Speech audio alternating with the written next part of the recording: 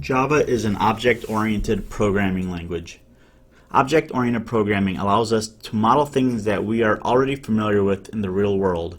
So if you were to take a look around you, all the things that you see can be represented as objects in Java. That includes yourself, your cell phone, your computer, your cup of coffee, your backpack, your chair you're sitting on, the lights above your head, the house that you're in or the building. Pretty much everything can be an object in Java. And objects are created out of these things called classes, which are blueprints for creating objects.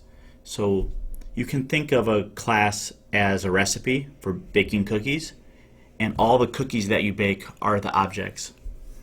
And objects consist of some internal data called fields, and they can perform operations on that data, and those are called methods. For instance, let's think about a person. A person has fields such as name, age, weight, gender, social security number, and so on. Those are all internal data used to describe that person, called fields. And the methods that a person can do, the operations that the person can do that may or may not affect the data, include eat, sleep, jump, swim, program, whatever it is that a person can do, those are called methods. For example, if a person is eating, that's a method that the person is calling, and the field that it may affect that belongs to the person is your weight. As you eat, you gain weight.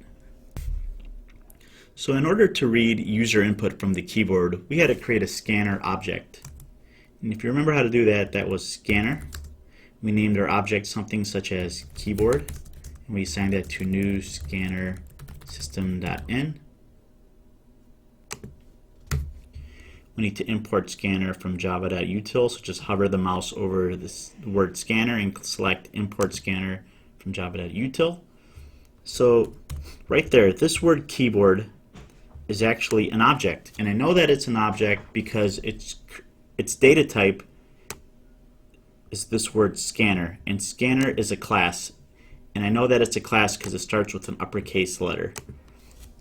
And another way that you can test that keyboard as an object is by typing the name of the object, keyboard, and typing a dot after it in Eclipse, and that'll show you a pop-up that looks like this, and it shows you all available methods that you can have, one of which is next or next line, which reads a string from the keyboard.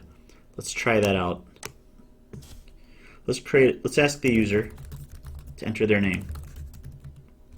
What is your name? And whatever the user types, we're going to store it as a string name and assign it to keyboard dot. So keyboard is the object, and dot next is the method that we're calling. So, and then we'll print out the person's name. Hello plus name.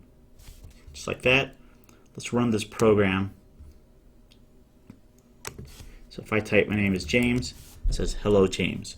So keyboard is an object, and next is a method that we called on the object, and scanner is the class data type used to create the object. And there's another object in this program. You guys see it? So again, how did I identify keyboard as an object? It's because its data type starts with an uppercase letter. That's the convention used when naming classes. And string is another class data type. It starts with an uppercase letter. So name must be an object. Let's test that out. Let's type name dot, and we also get a list of methods that we can call, and one of them is to uppercase. Let's check that out. I'm going to rerun the program. What is your name? I'm going to type my name in all lowercase letters, press enter, and it says hello James. So in this example, the objects are name and keyboard. And in the next video, we're going to learn how to build our own classes so we can create objects of any type that we want.